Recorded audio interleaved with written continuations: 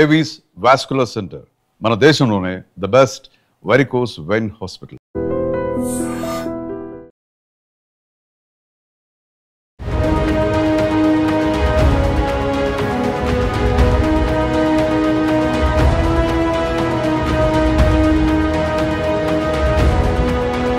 ఛత్తీస్గఢ్ బిలాస్పూర్లో ఈరోజు మధ్యాహ్నం ఘోరాతి ఘోరమైనటువంటి రైల్ యాక్సిడెంట్ జరిగింది.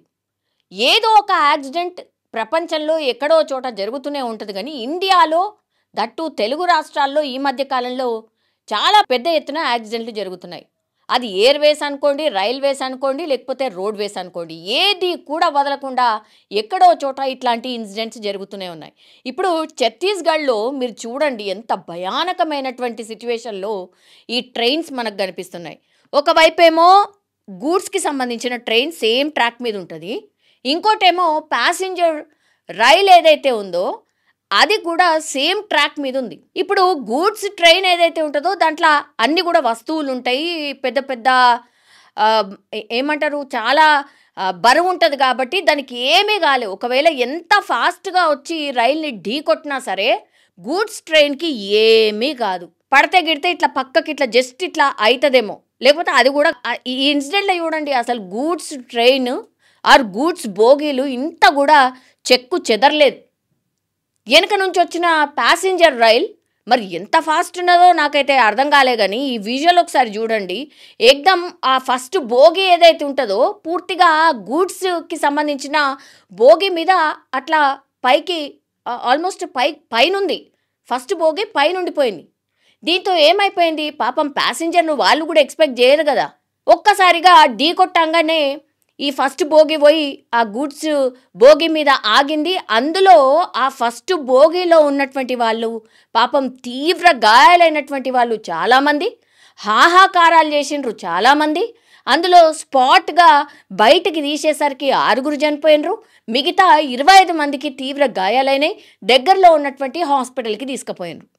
ఇది ఎక్కడా స్టేషన్కి దగ్గరలో కూడా జరగలే, స్టేషన్ దాటిన తర్వాత కూతవేటు దూరంలో జరిగింది, కోర్బా అనే ప్రాంతంలో జరిగింది. ఎంత భయంకరం అంటే అప్పుడు ఎమర్జెన్సీ టీమ్స్ రావడానికి కానీ అక్కడ ఉన్నటువంటి వాళ్ళందరూ కూడా సంబంధిత అధికారులు చేరుకోవడం కానీ రెస్క్యూ టీమ్స్ చేరుకోవడానికి కానీ ఎంత సమయం పడుతుంది. ఆ లోపలే ఇప్పుడు ఆ లోపల ఉన్నటువంటి బోగీలో మిగతా ట్రైన్ బోగిల్లో ఉన్నటువంటి వాళ్ళు సహాయ కార్యక్రమాలకు దిగినరు, లోపలున్న వాళ్ళని బయటికి తీసుకొచ్చే ప్రయత్నం చేసినారు. అప్పటికే చలనం లేకుండా ఉన్న వాళ్ళు 6 ఉన్నారట, ఇంకా కొంతమంది అయితే పాపం మొత్తం రక్తం కారుతున్నటువంటి సిచ్యువేషన్లో కొంతమంది ఉన్నారట. ఈ రెస్క్యూ టీం వచ్చి చేరుకొని వాళ్ళని హాస్పిటల్ తీసుకుపోయేసరికి కూడా ఎంతమంది క్రిటికల్ పొజిషన్లో ఉంటారో, ఇంకా మృతుల సంఖ్య పెరిగే అవకాశం ఉందని మనకున్నటువంటి సమాచారం. ఇన్సిడెంట్ ఛత్తీస్గఢ్లోనే జరిగింది అనుకుందాం, కానీ మరి సేఫ్ జర్నీ ఏది?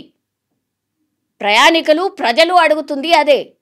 అసలు ఏది చూసినా సేఫ్ లేదు, ఏ జర్నీ కూడా సేఫ్ లేదు.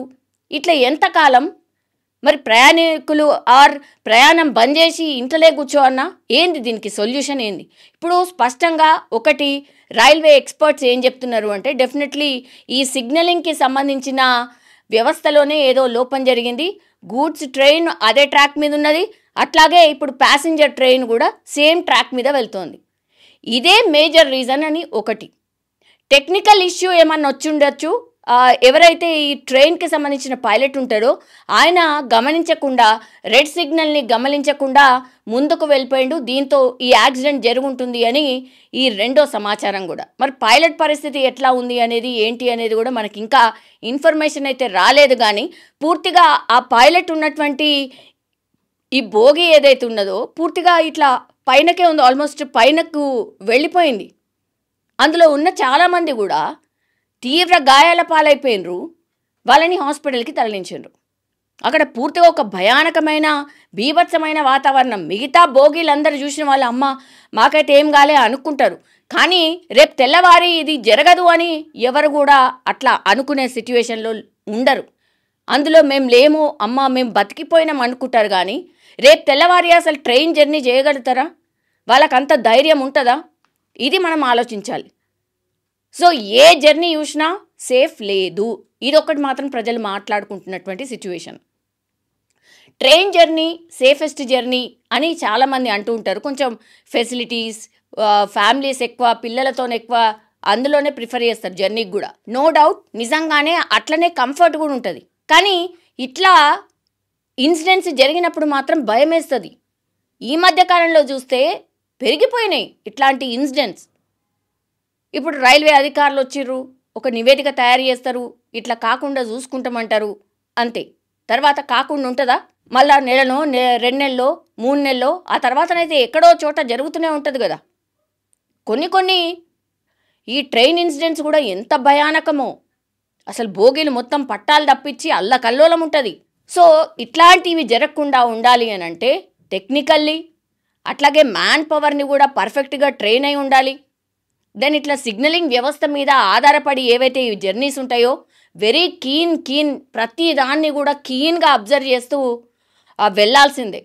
లేకపోతే వేల మంది ప్రాణాలు, వేల మంది కుటుంబాలకు సంబంధించిన వ్యక్తులు ఆ బోగీలలో ఉంటారు. కాబట్టి అది దృష్టిలో పెట్టుకునైనా సరే ఏ నెగ్లిజెన్స్ లేకుండా ఈ జర్నీలు సాఫీగా చేయాలి అంటే పూర్తిగా ఆధారపడి ఉంది ఏంటి అని అంటే ఈ రైల్వేకి సంబంధించిన వ్యవస్థ అనుకోండి, లేకపోతే ఈ రైల్వేకి సంబంధించిన అధికారులు ఆర్ వ్యవస్థకు సంబంధించి పూర్తి సిస్టమ్కి సంబంధించి కూడా కరెక్ట్గా ఉంటేనే ఈ జర్నీస్ అన్నీ కూడా సాఫీగా సాగే అవకాశం అయితే ఉంటుంది. మరోసారి ఛత్తీస్గఢ్లో జరిగినటువంటి ఈ ఇన్సిడెంట్ పైన అగైన్ మరోసారి అసలు ఏ జర్నీ సేఫ్టీ అనే క్వశ్చన్ రేజ్ అవుతోంది.